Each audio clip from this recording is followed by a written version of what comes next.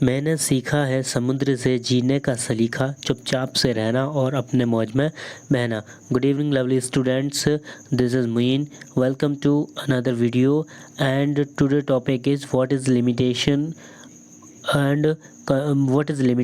And capabilities of computer system. Means computer की सीमाएं और क्षमताएं क्या हैं, मतलब किसका है। अब ये DC first semester computer fundamentals book का, तो आप इस पर अच्छे से ध्यान रखकर इसको आगे पढ़िए। ठीक, आपने अगर बाकी के क्वेश्चंस नहीं देखे हैं या बाकी के चीज़ें नहीं देखी हैं तो आप डिस्क्रिप्शन में जाएं या फिर प्लेलिस्ट में जाएं और आप वहां पर देख लें, क्योंकि पूरे PGDCA का आपको सिलेबस वहां पर पढ़ाया जा चुका है। ठीक, तो चलिए अपन आगे बढ़ते हैं कि कंप्यूटर की सीमाएं क्या, मतलब कंप्यूटर क्या क्या काम कर सकता है और उस कहाँ तक कर सकता है, इसके बारे में अपन जानेंगे। तो कंप्यूटर गति, सटीकता और मेमोरी प्रबंधन के मामले में इंसानों को आसानी से हरा सकता है, लेकिन फिर भी कंप्यूटर की कई सीमाएं हैं। इंसान को हरा सकता है बहुत सारी चीज़ों पर, बहुत सारी कसौटी पर कहीं ना कहीं कंप्यूटर की भी क्या है, एक लिमिटेशन है और क्षमता है कि वो क्या ही कर सकता है और क्या नहीं कर सकता है। तो अपन सबसे पहले क्या पढ़ेंगे, अपन सबसे पहले पढ़ेंगे कंप्यूटर की लिमिटेशंस। ठीक, उसके बाद अपन आगे बढ़ेंगे। देखिए पहली लिमिटेशन क्या है, तो पहली लिमिटेशन है कंप्यूटर की कि कंप्यूटर को मनुष्य द्वारा प्रोग्राम किया गया है या किया जाता है। Computers are programmed by humans, तो इंसान के द्वारा कंप्यूटर बनाए जाते हैं। ठीक, ये अपन क्या पढ़ रहे हैं, ये अपन पढ़ रहे हैं इसकी लिमिटेशन के, इसकी सीमाएं क्या हैं। तो कंप्यूटर को इंसान द्वारा प्रोग्राम किया जाता है, जैसे आर्टिफिशियल इंटेलिजेंसी मतलब AI मानव बुद्धि के अनुकरण को संदर्भित करता है, जिसमें मशीनों को इंसानों और उनके कार्यों की तरह सोचने के लिए प्रोग्राम किया जाता है। कंप्यूटर केवल उन निर्देशों का पालन करता है जिसे मनुष्य द्वारा प्रोग्राम किया जाता है। यदि वे निर्देश सटीक नहीं होंगे, जो कंप्यूटर की कार्यप्रणाली सटीक नहीं होगी, यह कंप्यूटर के मुख्य सीमा है। मतलब कि ये कहना चाह रहा है कि जो आर्टिफिशियल इंटेलिजेंसी है कि इंसान कंप्यूटर को बना रहे हैं, अगर उसमें सोचने की क्षमता विकसित की कर दी ना, अगर विकसित हो गई तो फिर इंसानों का मुश्किल हो जाएगा। और ये इंसान जो निर्देश उसको कंप्यूटर को देते हैं ना, वही वो वहाँ पर प्रोग्राम में जो उसको निर्देश दिए जाते हैं वही वहाँ पर वो करता है। ठीक, अगर वो निर्देश सटीक होंगे, सही होंगे तो काम सही होगा, अगर गलत होंगे निर्देश तो आंसर या काम भी गलत होगा। दूसरा पॉइंट क्या है, दूसरा पॉइंट है कंप्यूटर मनुष्य पर निर्भर है। Computers are depend on humans, मतलब इंसानों पर निर्भर है। अगर इंसान कंप्यूटर को नहीं चलाएं तो क्या कंप्यूटर अपने आप चलेंगे? नहीं चलेंगे। तो ठीक, तो चूंकि यह मात्रा एक मशीन है जिसका आविष्कार मनुष्य ने किया है, कि यदि कंप्यूटर चीज़ों को प्रोसेस करने जैसा कुछ करना चाहता है तो उस समय वह स्वयं ऐसा करने में सक्षम नहीं हो पाता। मनुष्य को कुछ निर्देश प्रदान करने की आवश्यकता होती है ताकि कंप्यूटर मनुष्य के लिए संचालन कर सके। इसी तरह अगर कोई यूज़र गेम खेलना चाहता है तो उसे कंप्यूटर में निर्देश देने होंगे, अन्यथा कंप्यूटर ये नहीं कर सकता। मतलब कहने का मतलब यह है कि कंप्यूटर मनुष्य पर निर्भर होता है। मतलब अगर कोई काम नहीं दिया जाए, इंसान अगर कोई काम नहीं दे कंप्यूटर को, तो कंप्यूटर वैसा ही का वैसा पड़ा रहेगा, उसका कुछ नहीं बिगड़ेगा, ना वो कुछ अपने आप से करेगा। जैसे अगर कोई बच्चा गेम खेलना चाहता है कंप्यूटर पे, तो अगर वो वहाँ पर इंस्ट्रक्शन नहीं देगा, आदेश नहीं देगा, निर्देश नहीं देगा, तो कंप्यूटर कुछ नहीं करेगा। तीसरा आता है आपका पॉइंट क्या, कि कोई भावना नहीं है और कोई एहसास नहीं है। No emotions and no feeling, उसके अंदर ना कोई एहसास है कंप्यूटर के अंदर, ना ही क्या है कोई फीलिंग है। तो क्या है पहला देखिए कि कंप्यूटर भावनाहीन है, उनमें कोई भावना या एहसास नहीं है। कंप्यूटर यह नहीं समझ सकता कि मनुष्य क्या सोच रहा है और क्या महसूस कर रहा है। यह सिर्फ एक मशीन है, यह तब काम करती है जब मनुष्य से निर्देश देते हैं, और यह मनुष्य से संबंध में प्रतिस्पर्धा नहीं कर सकता, लेकिन यह केवल गति, सटीकता आदि के मामलों में प्रतिस्पर्धा कर सकता है। मतलब कहना का है कि ये इसमें कोई एहसास नहीं है, कोई फीलिंग नहीं है। ठीक है, ना ये समझता है कि मनुष्य है या नहीं है, इसको कोई नहीं है पता। उसके बाद ये तो ये सिर्फ मशीन है। अगर ये जब मनुष्य निर्देश देते हैं तो ये अपना क्या काम कर सकती है। मनुष्य के इंस्ट्रक्शन को ये प्रतिस्पर्धा नहीं दे सकती। हम अगर जो मनुष्य है उसकी सटीकता है, उसकी गति है, उसमें क्या कर सकती है ये इंसान को प्रतिस्पर्धा मतलब कि कंपटीशन दे सकती है। फोर्थ नंबर का आता है कोई बुद्धि नहीं है, नो इंटेलिजेंस, मतलब इसके पास कुछ नहीं है, इंटेलिजेंस नहीं है, बुद्धि नहीं है इसके अंदर। ठीक है, तो इसके अंदर क्या नहीं है, बुद्धि नहीं है। तो कंप्यूटर कोई भी कार्य स्वयं नहीं करता और मनुष्य की तरह कोई भी निर्णय स्वयं नहीं ले सकता।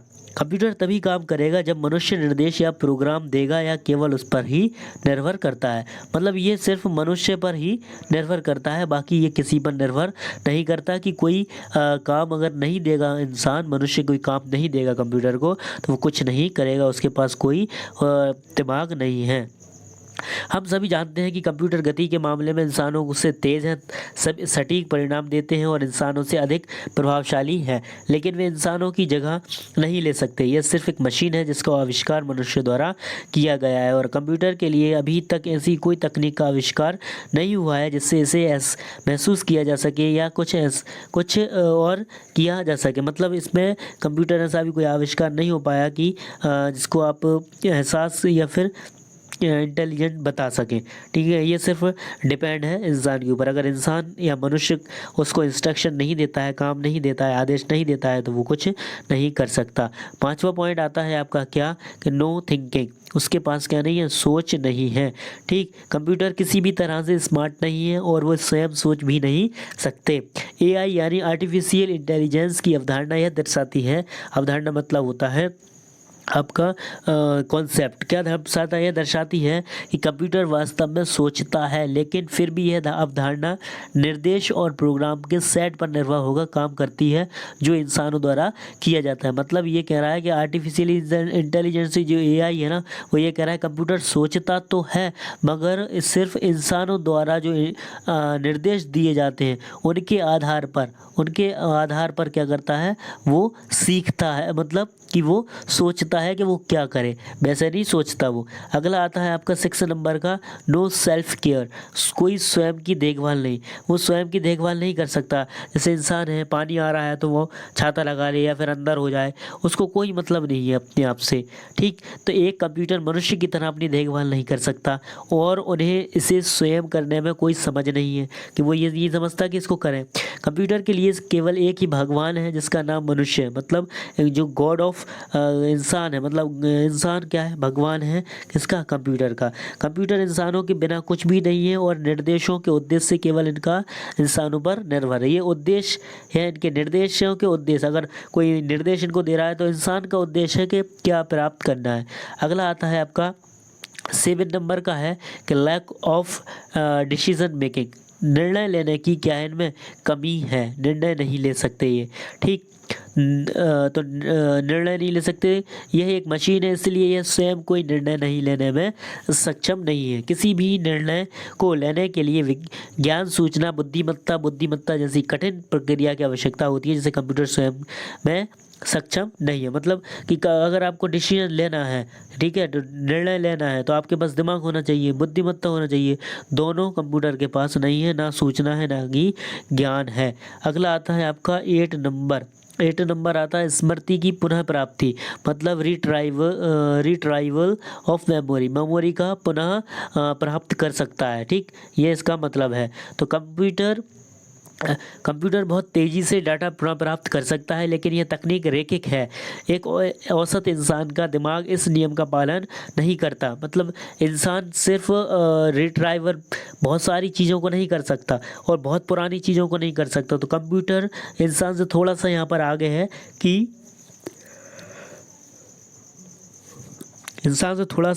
कि वो पुरानी जो चीज़ें हैं उनको वापस लेके आ सकता है और अपने दिमाग में कई सालों तक रख सकता है, क्योंकि इंसान अपने दिमाग में डेटा को लगभग भूल चुका है जो उपयोगी नहीं है। यह मानव मस्तिष्क को बेहतरीन ढंग से सोच सकता है और कंप्यूटर मशीन की नहीं कर सकती, मतलब जो मशीन है वो काम बेहतर ढंग से कर सकता है इंसान, मगर उसके पास सोचने की उतनी पावर नहीं है कि बहुत सी चीज़ों को अपन भी है कि ध्यान नहीं रखते हैं तो अपन ये भूल जाते हैं कि अच्छा ऐसा भी था। सरल शब्दों में कहें तो कंप्यूटर वह कार्य करता है जो सामान्यतः मनुष्य नहीं कर पाता। दूसरी ओर कंप्यूटर वे कार्य नहीं कर सकते जो मनुष्य सामान्य रूप से कर सकता, मतलब जो मनुष्य जनरल तौर पर कर लेते हैं वो कंप्यूटर काम नहीं कर सकते। अगला है 9 नंबर की शक्ति बिजली पर है। 9 नंबर की शक्ति बिजली पर निर्भर, dependency of power of electricity, मतलब कि ये लाइट पर बिजली पर क्या होता है, निर्भर होता है। अगर मतलब बिजली नहीं है, इलेक्ट्रिसिटी नहीं है तो कंप्यूटर ऑफ रहेंगे। कंप्यूटर को चलाने के लिए बिजली की आवश्यकता होती है, इसके बिना यह कोई भी ऑपरेशन या कार्य करने में सक्षम नहीं हो सकता।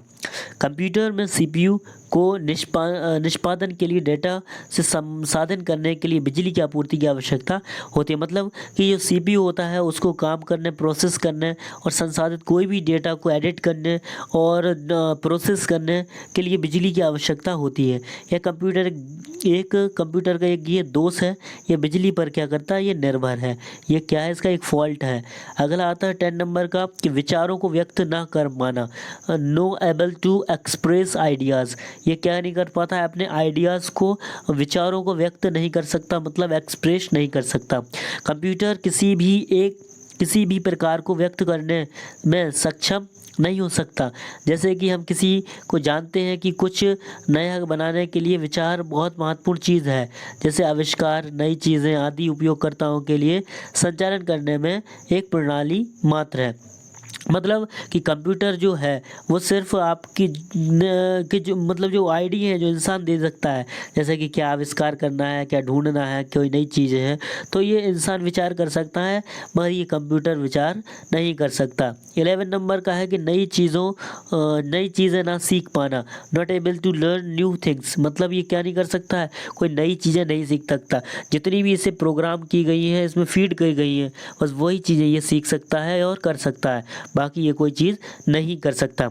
अगला आता है आपका क्या कि कंप्यूटर पूरी तरह से गूंगी मशीनें हैं, जब चीज़ें सीखने की बात आती है तो ये सीखने में सक्षम नहीं हो पाता। लेकिन अगर मैं एआई कृत्रिम बुद्धिमत्ता की बात करें तो यह इंसानों से सीख सकता है कि वे एआई को जो भी कुछ भी प्रदान करते हैं वो 1 सेकंड के भीतर कुछ भी सीख सकता है। लेकिन कंप्यूटर अलग है, ये एआई नहीं है। कंप्यूटर क्या है, अलग है, और एआई अलग है और कंप्यूटर अलग है। ये सिर्फ एक मशीन है जो कुछ अलग अलग हार्डवेयर के साथ बनाई जाती है। मतलब कि जो एआई है ना वो कुछ इंसानों को देख कर सीख सकती है, मगर कंप्यूटर इंसानों को देखकर नहीं सीख सकता, क्योंकि कंप्यूटर सिर्फ एक मशीन है। ठीक है, यह सिर्फ क्या करता है, एआई नहीं है, यह सिर्फ एक मशीन है जो कुछ अलग अलग हार्डवेयर के साथ बनाई गई है। जब कोई कंप्यूटर को निर्देश प्राप्त करता है तो वह अपना संचालन करने में सक्षम हो जाता है, लेकिन वह उपयोगकर्ता द्वारा प्रदान किए गए किसी भी कार्य को सीखने में सक्षम नहीं हो पाता। कहने का ये है कि कंप्यूटर जो है ना वो क्या है, कोई चीज़ें सीख नहीं सकता। और आर्टिफिशियल इंटेलिजेंस जो होता है ना वो इंसानों से बहुत सी चीज़ें सीख सकता है, पर ये आर्टिफिशियल इंटेलिजेंस ये नहीं है।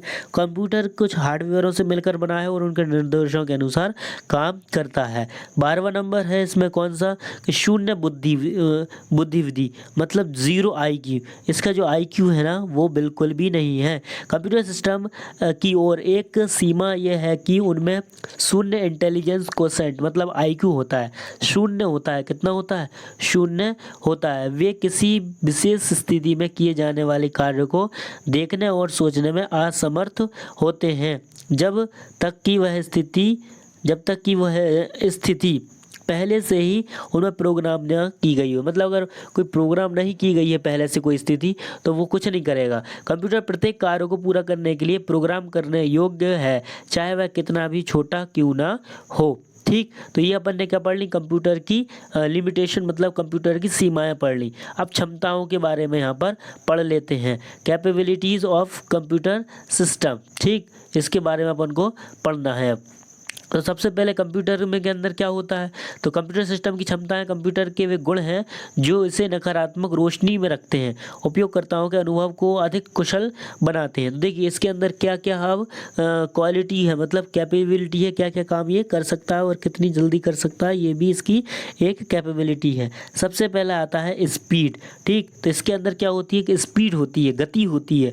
तो गति का अर्थ मतलब गति यहाँ पर गलत हो गया, यहाँ पर लिखना है अपन को स्पीड। ठीक है, तो स्पीड का अर्थ है किसी कार्य को पूरा करने या किसी गतिविधि को पूरा करने में कंप्यूटर सिस्टम को लगने वाली अवधि, मतलब कि समय। यह सर्वाधिक है कि मतलब ये ज्ञात है कि कंप्यूटर किसी भी कार्य को पूरा करने में मनुष्य की तुलना में बहुत कम समय की आवश्यकता होती है। सामान्य मनुष्य को एक समय की इकाई एक सेकंड या मिनट को मानता है।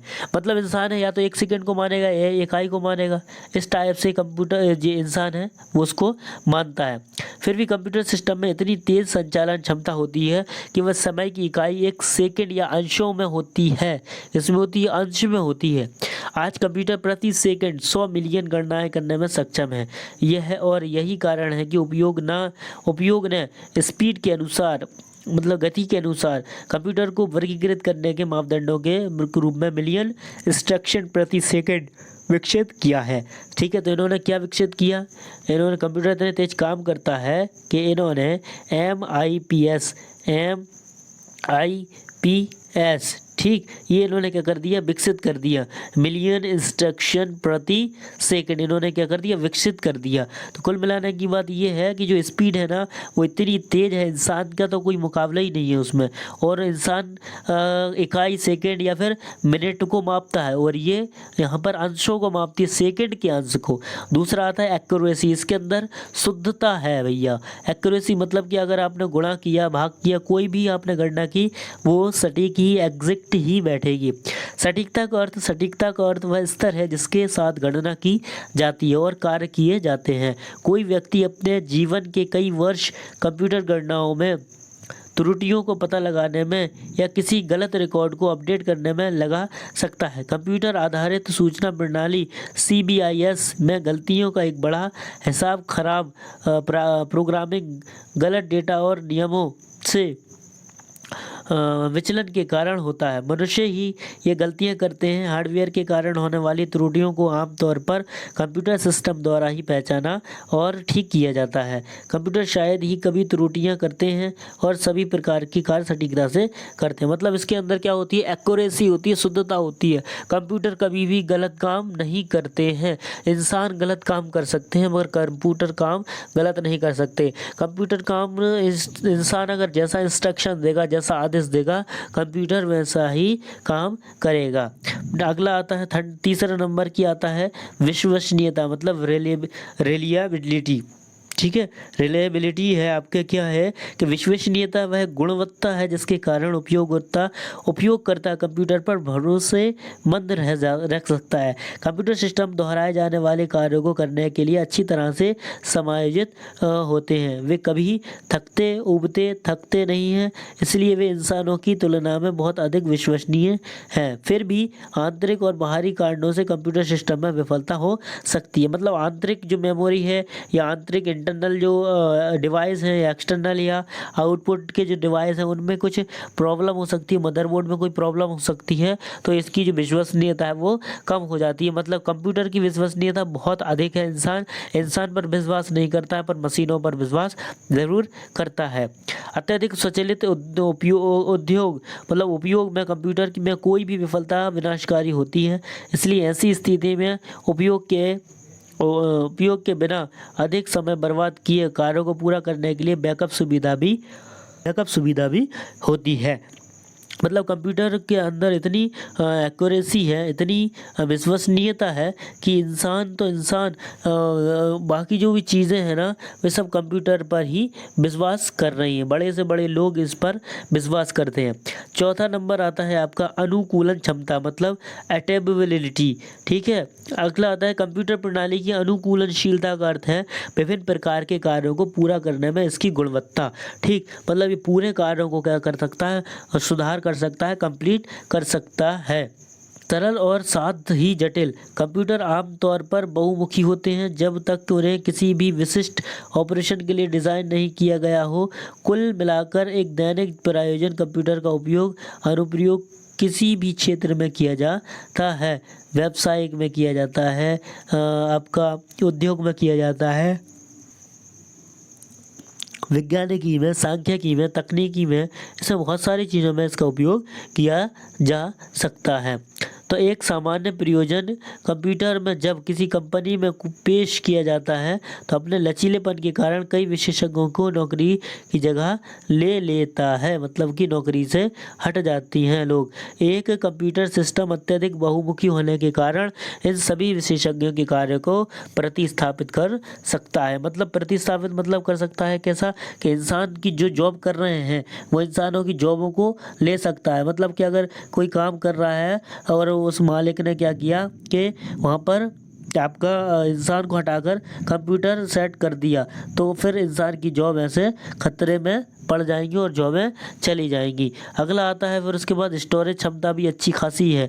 स्टोरेज क्षमता, पावर। तो स्टोरेज कंप्यूटर डेटा को भविष्य में दोबारा एक्सेस करने के लिए अपने आप में स्टोर की क्षमता रखता है। मतलब अपने आप में क्या करता है, स्टोर हो जाता है कि आप वहाँ पर कार्ड चीज़ें लगी होती हैं, जैसे SSD है, हार्ड डिस्क है। आजकल डेटा तक तत्काल पहुंचने के अलावा कंप्यूटर में थोड़े से भौतिक स्थान में डेटा संग्रहित करने की बहुत बड़ी क्षमता होती है। मतलब थोड़ी सी जगह में ही आप बहुत सारा डाटा सेव कर सकते हैं। एक सामान्य कंप्यूटर सिस्टम में लाखों पात्रों और हजारों चित्रों को संग्रहित करने और ऑनलाइन उपलब्ध कराने की क्षमता होती है। उपरोक्त चर्चा में यह स्पष्ट है कि कंप्यूटर क्षमताएं मानवीय क्षमताओं से बेहतर प्रदर्शन कर सकती हैं। इसलिए एक कंप्यूटर जब सही तरीके से उपयोग किया जाता है तो किसी संगठन प्रभावशीलता को 10 गुना बढ़ा देता है। मतलब कि वो इंसान की जो प्रभावशीलता है, जो ऑनलाइन काम करने के तरीके हैं, चीज़ें संग्रहित करने की जो पावर है ना, ठीक है, स्थान को डेटा संग्रहित करने की जो क्षमता है, वो इसकी स्टोरेज क्षमता के साथ साथ कंप्यूटर की जो आपकी कैपेबिलिटी है, ठीक है, उसको भी बढ़ा देता है। ठीक, 10 गुना बढ़ा देता है।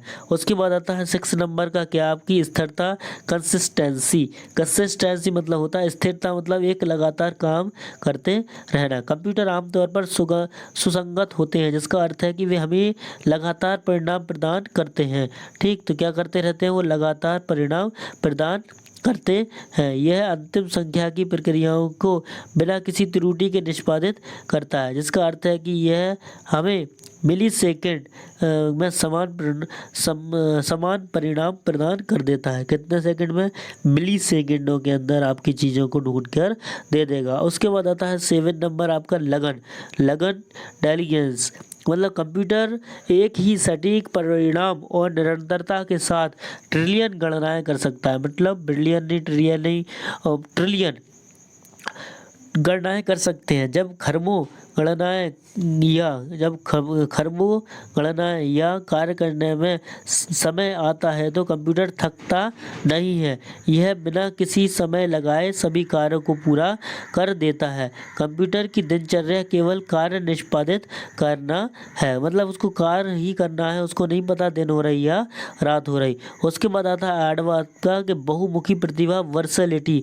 मतलब इसके अंदर बहुत से ही ज़्यादा चीज़ें ऐसी हैं कि जो काम कर सकता है। ठीक, तो पहला काम करने का क्या है कि बहुमुखी प्रतिभा से तात्पर्य कंप्यूटर की एक समय में एक से अधिक कार्य करने की क्षमता से है। मतलब एक समय में एक से अधिक काम कर सकता है, जिसे बहुमुखी प्रतिभा के रूप में जाना जाता है। जैसे आप देखते हैं कि कंप्यूटर में आप जब काम करते हैं तो आप एक टैब खोल लेंगे, गूगल खोल लेंगे, एक यूट्यूब खोल लेंगे, ऐसे फेसबुक, बहुत सारे टैब आप खोल लेते हैं और ये सब टैबों को मैनेज करके काम करता है।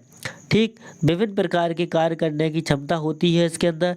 और इसकी बहुमुखी प्रतिभा का उपयोग पेरोल, बिल चालन, ठीक है, पेरोल बिल, चालान आदि बनाने के लिए भी इसका उपयोग किया जाता है। और भी कुछ सारे जो आपकी कैपेबिलिटी होती है, जो जैसे कि सबसे पहला है कि आपकी कंप्यूटर कांट थिंक, मतलब कंप्यूटर क्या नहीं कर सकते, कंप्यूटर सोच नहीं सकते। कंप्यूटर को आपने कुछ भी आपने कहा कि जाओ मार्केट से कुछ लेकर आओ, तो वो मार्केट में कोई चीज़ नहीं देखेगा कि कौन सी चीज़ सस्ती है या कोई महंगी दे रहा है, वो लेकर आ जाएगा। तो उसमें सोचने की क्षमता नहीं होती। दूसरा है आपका कि कंप्यूटर कांट डिसाइड, वो डिसीज़न नहीं ले सकता, वो फैसले नहीं कर सकता कि वो क्या करे या क्या नहीं करे, काम करे या नहीं करे, ऐसे जो भी डिसीज़न है वो नहीं ले पाता। अगला है कि computers can't express their ideas, अपने आइडियाज़ को, अपने तरीक़ों को एक्सप्रेस मतलब बता नहीं सकता।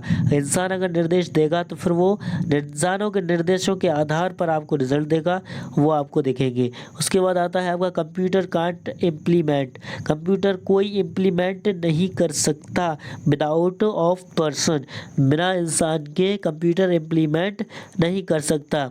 इस प्रकार आपका जो DCA fundament computer fundamentals question number 7 या जो भी है आपका, जिस वाला टॉपिक आपका कंप्यूटर की लिमिटेशन और कंप्यूटर की कैपेबिलिटी सबको समझाना था, ये आपकी पूरी कंप्लीट हो गई। बहुत डिटेल से वीडियो है, आप अपने दोस्तों को या ज़रूर लोगों को शेयर ज़रूर करें। और नए हैं या तो नए हैं तो चैनल पर को सब्सक्राइब करें, और पुराने लोग देख रहे हैं तो वीडियो को लाइक करें और शेयर करें और कमेंट ज़रूर करें। Thanks for watching.